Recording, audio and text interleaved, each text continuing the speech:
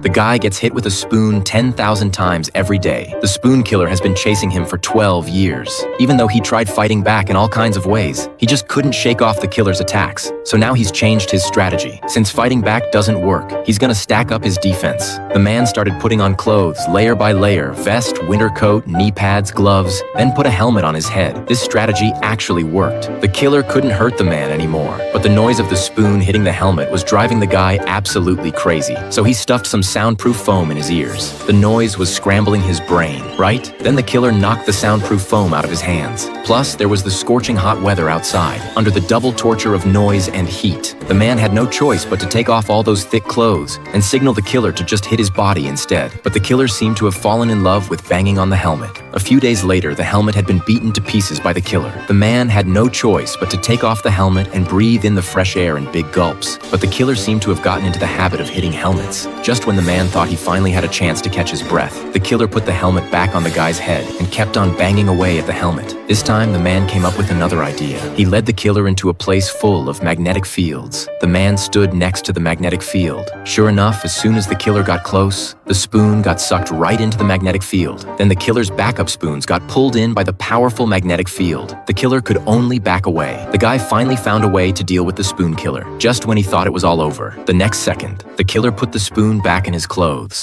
then pulled out a wooden spoon from his waist.